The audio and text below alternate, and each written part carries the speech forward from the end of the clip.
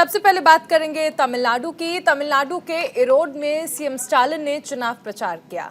Stalin ने Erode east उपचुनाव में डीएमके मोर्चे के उम्मीदवार और कांग्रेस के वरिष्ठ नेता ईवीकेएस के लिए भी प्रचार किया। दरअसल इरोड में उपचुनाव के लिए प्रचार का आखिरी दिन था। बता दें कि इरोड में उपचुनाव 27 फरवरी को होने हैं और मतगणना 2 मार्च को होगी। ऐसे में सभी दलों ने इरोड में चुनावी जंग जीतने के लिए पूरी ताकत झोंक दी है। ஆட்சிக்கு வரணும், நிறைவேற்றி தர வேண்டும் என்ற நம்பிக்கையோடு நீங்கள் வாக்களிச்சீங்க। और अब बात करेंगे आंध्र प्रदेश की। आंध्र प्रदेश के अमरावती में सीएम जगन मोहन रेड्डी ने ऊर्जा विभाग के अधिकारियों के साथ समीक्षा बैठक की।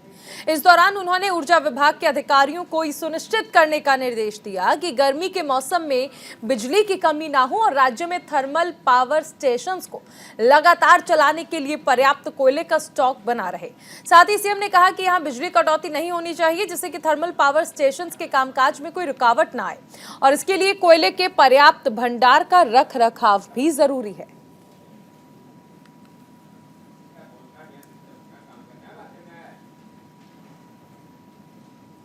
आंध्र प्रदेश के विजयवाड़ा में सुप्रीम कोर्ट के पूर्व जज एस अब्दुल नजीर ने आंध्र प्रदेश के नए राज्यपाल के रूप में शपथ ले ली है।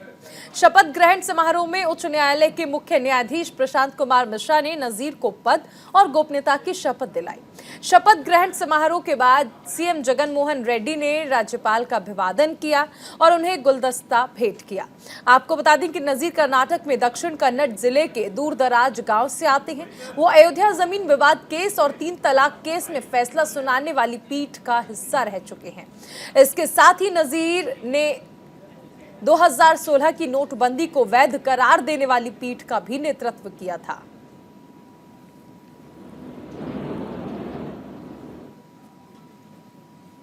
मुंबई में एआईएमआईएम का पहला अधिवेशन शुरू हुआ और इस मौके पर ओवैसी ने जुनैद नासिर हत्याकांड का मुद्दा उठाते हुए हरियाणा की बीजेपी सरकार पर निशाना साधा। साथ ही आने वाले चुनावों में किसके साथ गठबंधन करेंगे, इस पर भी अपनी राय रखी। आपको बता दें कि इसमें राष्ट्रीय कार्यकारिणी सहित सभी राज्य के पदाधिकारी भाग ले रहे हैं। एआईएमआईएम के इस सम्मेलन में पार्टी संगठन, पार्टी विचारधारा और आने वाले चुनावों के मद्देनजर अहम फैसला लिए जाने की संभावना है और साथ ही इस अधिवेशन में राज्य में पार्टी की स्थिति की योजना बनाने और भविष्य में किए जाने वाले बदलाव के संबंध में विस्तार से चर्चा भी की जाएगी। दरअसल अधिवेशन का पहला दिन नवी मुंबई में आयोजित किया गया। सम्मेलन का दूसरा दिन चैंबूर में आयोजित किया जाएगा। अधिवेशन का समापन पार्टी के राष्ट्रीय अध्यक्ष असदुद्दीन ओवैसी की अध्यक्षता में किया जाएगा। मुसलमानों के खिलाफ मोदी सरकार तो लैटरल एंट्री की बड़ी बातें आप लिखते हैं, तो ये गौरक्षक को भी लैटरल एंट्री दे दी कि आप सो कॉल्ड गौरक्षक कि आप जो चाहे करो, जिसको मारना है मारो, पीटना है पीटो, गोली चलाओ। और हद तो ये है कि वो जो ग्रुप है, वो जो पर्टिकुलर ग्रुप है, उनका यूट्यूब पे सिल्वर बटन है। मैं देश के प्रधानमंत्री से पूछना चाह रहा हूं कि जब आप मुख्यमंत्री थे तो आपके बारे में बीबीसी ने 2 पार्ट का एक वीडियो सीरीज डाला, तो आपने अंग्रेजों के बनाए हुए गुलामी के कानून को इस्तेमाल करते उस पर बैन लगा दी यूट्यूब पर, फेसबुक पर। ये जो दंगाई है, ये जो टेररिस्ट है, टेररिज्म कर रहे हैं, उनका यूट्यूब से नहीं निकालते आप? क्यों नहीं निकालते? क्योंकि आपका एक पॉलिटिकल पर्पस सर्व हो रहा है। वो क्या है कि खिलाफ एक नफरत को पैदा की। एक बात तो मैं बताना चाहूंगा कि जब आइंदा साल लोकसभा के इलेक्शन होंगे, हम तो औरंगाबाद की पार्लियामेंट की सीट तो लड़ेंगे क्योंकि हमारा सिटिंग एमपी है और इंशाअल्लाह ताला वो कामयाब भी होंगे। दूसरी बात ये कि और कितने लोकसभा की सीट हम लड़ेंगे, इसका नंबर इम्तियाज जलील साहब, हमारे जो प्रेसिडेंट है, working president doctor Ghaffar Qadri साहब जो मेरे बाजू बैठे हैं, वो सब मिलकर तय करेंगे किससे अलायंस होगा नहीं होगा। ये आपको थोड़ा इंतजार करना पड़ेगा। वहीं कर्नाटक के पूर्व सीएम और बीजेपी के वरिष्ठ नेता बीएस येदियुरप्पा ने सक्रिय राजनीति से संन्यास लेने की घोषणा की। उन्होंने कहा कि मैंने सक्रिय राजनीति से संन्यास लेने का फैसला किया है, लेकिन बीजेपी को जिताने के लिए आखिरी सांस तक काम करूंगा। मेरा एकमात्र उद्देश्य बीजेपी की सत्ता में वापस आना है और मुझे यकीन है कि ऐसा होगा। येदियुरप्पा ने कहा कि कई मौकों पर विपक्ष ने पार्टी को लेकर टिप्पणी की थी। विपक्ष ने कहा था कि बीजेपी ने मुझे दरकिनार कर दिया है, लेकिन मैं ये स्पष्ट करना चाहता हूं, मुझे 4 बार सीएम के रूप में शपथ दिलाई गई। इतने मौके किसी और नेता को नहीं दिए। मैं पीएम मोदी का सदा आभारी रहूंगा। आपको बता दें कि बीएस येदियुरप्पा का राजनीतिक सफर के बारे में अगर हम बात कर ले तो महज 15 साल की उम्र में ही आरएसएस से वो जुड़ गए थे। 1983 में विधानमंडल के निचले सदन के लिए वो चुने गए। 1988 में कर्नाटक बीजेपी के अध्यक्ष बने। राज्य के लिंगायत समुदाय में उनकी अच्छी पकड़ मानी जाती है। पहली बार 12 नवंबर 2007 को मुख्यमंत्री बने। 30 मई 2008 को दूसरी बार मुख्यमंत्री बने। साल 2011 में सीएम पद से उन्होंने इस्तीफा दे दिया।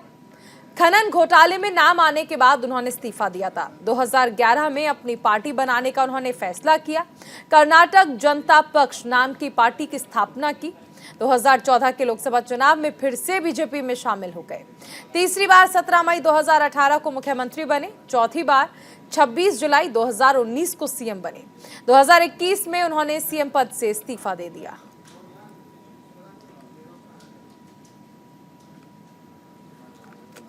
तेलंगाना में केसीआर सरकार को उखाड़ फेंकने के उद्देश्य से बीजेपी ने 2023 में होने वाले विधानसभा चुनाव के लिए रोड मैप तैयार किया है। प्रदेश में पार्टी को मजबूत करने के लिए बीजेपी कई कार्यक्रम का आयोजन कर रही है, जिसका उद्देश्य है प्रदेश में केसीआर सरकार की असफलताओं को जनता के सामने रखना है। इसी कड़ी में बीजेपी के तेलंगाना प्रभारी तरुण चुग ने केसीआर पर निशाना साधते हुए कहा कि जनता सरकार के रवैये से खुश नहीं है। जनसभाओं में लोगों की भागीदारी देखकर इसका अंदाजा आसानी से लगाया जा सकता है।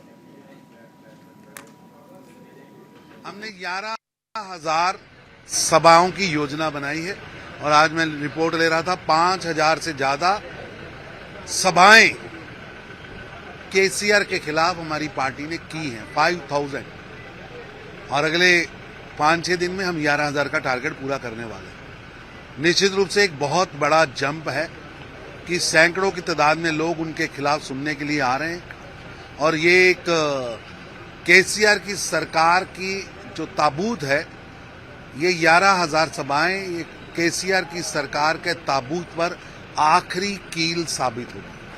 तेलंगाना की जनता को केसीआर के सहारे नहीं छोड़ सकते, उनके कुशासन के सहारे नहीं छोड़ सकते।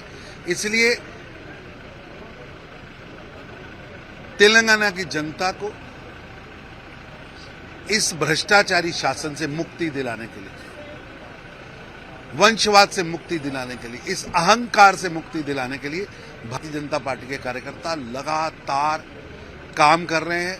हम एक बूथ से लेकर ऊपर तक पार्टी को संगठित भी कर रहे हैं और जनता के बीच में ही जा रहे हैं। निश्चित रूप से तेलंगाना की जनता का आशीर्वाद भारतीय जनता पार्टी को मिलने वाला है। TRS/BRS का जाने का समय आ चुका है। अगले 3-4 महीने केसीआर साहब के लिए वाटरलू साबित होंगे। वहीं तेलंगाना के हैदराबाद में मंत्री KT रामाराव और नीति आयोग के सदस्य VK पॉल बायो एशिया 2023 के कार्यक्रम में शामिल हुए और इस कार्यक्रम में रामाराव ने कहा कि आने वाले समय में भारत की फार्मा कंपनियां घरेलू और वैश्विक स्तर पर अपनी मजबूत स्थिति से लोगों को परिचित कराएंगी और साथ ही आने वाले दशक में गंभीर बीमारियों के इलाज के लिए कई नई दवाओं की खोज में भी मदद करेंगी। इसीलिए फार्मा कंपनियों में सुधार और नई खोज के लिए सरकार की तरफ से पूरी मदद की जा रही है।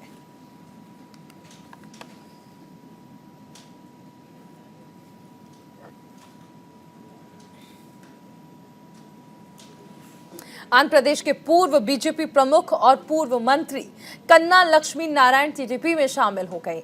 कन्ना ने अमरावती में पार्टी सुप्रीमो चंद्रबाबू नायडू की उपस्थिति में पार्टी की सदस्यता ली। कन्ना ने पार्टी में शामिल होने पर चंद्रबाबू नायडू ने कहा कि टीडीपी में लक्ष्मी नारायण का हम स्वागत करते हैं और हमें इस बात की खुशी है कि टीडीपी की तरह ही कन्ना भी राज्य के विकास के प्रति प्रतिबद्ध हैं। साथ ही उन्होंने कहा कि कन्ना के साथ अपार जन समर्थन है। हमेशा शालीनता और मर्यादा के साथ जनहित के मुद्दों से कन्ना जुड़े रहे हैं।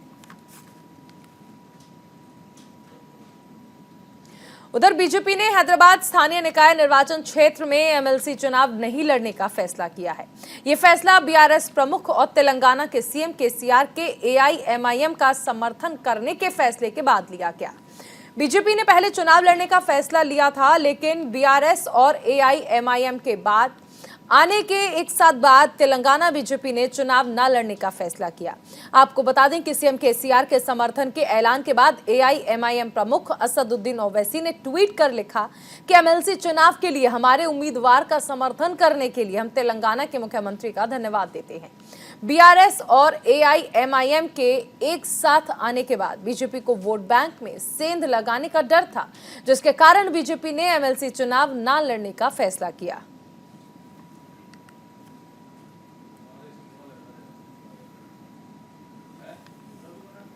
कर्नाटक के बेंगलुरु में अमेरिकी ट्रेजरी सचिव जेनेट येलेन और ब्रिटेन के वित्त मंत्री जेरेमी हंट के बीच द्विपक्षीय वार्ता हुई। इस दौरान जेनेट ने कहा कि वैश्विक अर्थव्यवस्था के सामने कई तरह की चुनौतियां हैं, जिनका सामना मिलकर किया जा सकता है। इसके साथ ही जेनेट ने रूस और यूक्रेन युद्ध का भी जिक्र करते हुए कहा कि पीएम मोदी जी से मेरा आग्रह है कि आपकी चर्चा दुनिया के सबसे कमजोर नागरिकों पर केंद्रित होनी चाहिए। स्थिरता, आत्मविश्वास और विकास को विश्व अर्थव्यवस्था में वापस लाया जाना चाहिए।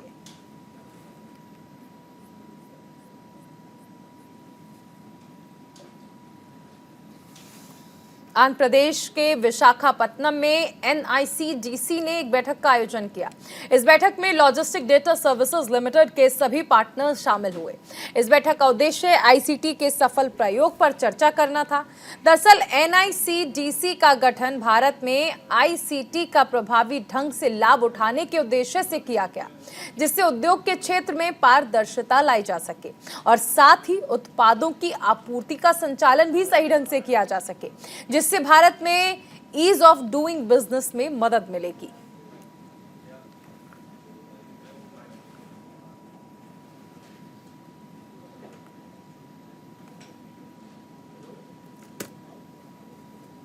तेलंगाना के हैदराबाद में शिक्षा विभाग के अधिकारियों ने सरकारी स्कूलों में शिक्षा को डिजिटल बनाने के लिए बड़ा कदम उठाया। इस कदम के तहत सरकारी स्कूलों में कंप्यूटर लैब स्थापित करने और कक्षाओं को डिजिटल बनाने की शुरुआत की गई। इस कदम को लेकर स्कूल के शिक्षकों का कहना है कि स्कूल के पाठ्यक्रम में कंप्यूटर को एक विषय के रूप में शामिल किया गया, जिसमें छात्रों को एमएस एक्सेल, डॉक्यूमेंट, पीडीएफ और वर्ड सिखाया जाता है। शिक्षा को डिजिटल बनाने के पीछे हमारा मकसद है कि छात्रों को तकनीकी ज्ञान से परिचित करवाना। स्कूलों में कंप्यूटर लैब की सुविधा होने से छात्र भी बेहद उत्साहित हैं। हम लोग को कंप्यूटर लैब हफ्ते में वीकली 2 टाइम्स होते हैं। इंग्लिश में हम ले लेके आते हैं। इसमें हम ना इनपुट, आउटपुट और मतलब कंप्यूटर्स के बारे में हर चीज़ इंफॉर्मेशन हम लोग को सिखाते हैं और फीचर्स क्या क्या है इसमें सब सिखाते हैं। अब हम ना बैठ के कोवा प्रोजेक्ट कर रहे थे, उसमें हाफ प्रोजेक्ट हो गया हम लोग का। हाफ प्रोजेक्ट करने का है, अभी आफ्टरनून इवनिंग में कर देते हम। तो हम ना, मैं जब पुराने स्कूल में था मतलब उसमें इतना कंप्यूटर लैब कुछ भी ना था। ये स्कूल में आया बाद कंप्यूटर लैब, साइंस लैब और अच्छी फैसिलिटीज़ है। ये हमारा कंप्यूटर लैब है जो हम लोग स्कूल प्रोवाइड करा। ये कंप्यूटर क्लासेस हम लोग इसलिए प्रोवाइड करे जा रहे हैं कि हम लोग की लर्निंग और नॉलेज को इजी कर सके और नॉलेज इंक्रीज कर सके।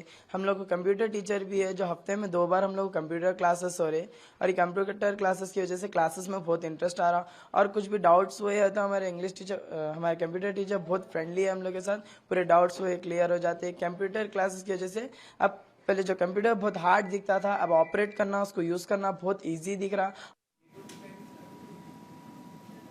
तमिलनाडु के कोयम्बटूर में बड़ी संख्या में प्रवासी मजदूर पहुंच रहे हैं और दरअसल ये मजदूर कपास कैंडी उद्योग में नौकरी पाने के लिए आ रहे हैं। बता दें कि तमिलनाडु में सबसे अधिक कपास मिलें कोयम्बटूर में पाई जाती हैं। कपास उत्पादन और कपड़ा उद्योग के कारण कोयम्बटूर को दक्षिण भारत का मैनचेस्टर भी कहा जाता है।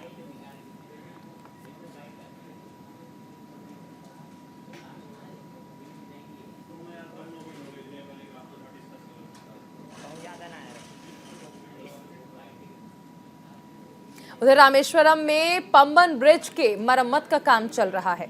इसी कड़ी में पंबन ब्रिज को नया रंग दिया गया है। दरअसल ये ब्रिज रामेश्वरम को मंडपम से जोड़ता है। समुद्र पर भारत का पहला कैंटिलीवर पुल है जो 100 साल से अधिक पुराना है। अधिकारियों का कहना है कि पेंटिंग का काम पूरा हो जाने के बाद इस पुल को जल्द से जल्द शुरू किया जाएगा। इस पुल के शुरू हो जाने से रामेश्वरम आने वाले तीर्थयात्रियों को काफी आसानी होगी।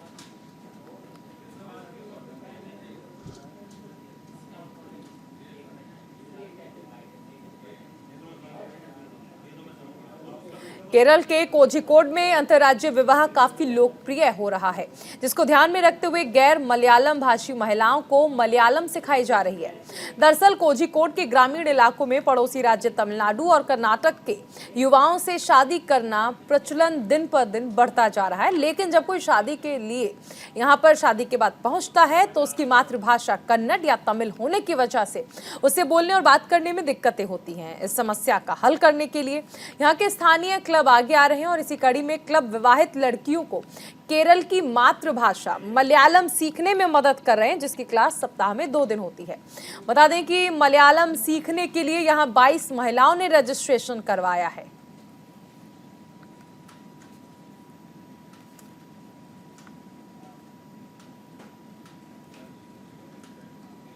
कर्नाटक के कलबुर्गी में 3 दिवसीय कल्याण कर्नाटक उत्सव की शुरुआत हुई। इस उत्सव में फूल और फलों की प्रदर्शनी ने लोगों का ध्यान आकर्षित किया।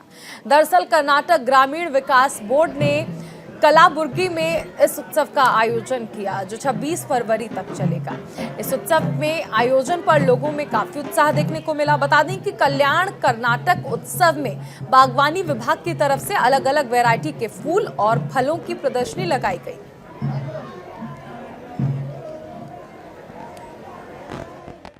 कॉलेज की तरफ से हम इस कार्यक्रम में आए हैं, तो हमारे लिए इस जिला में इतनी बड़ी कार्यक्रम का आयोजन हुआ तो हमारे लिए बहुत गर्व का बात है।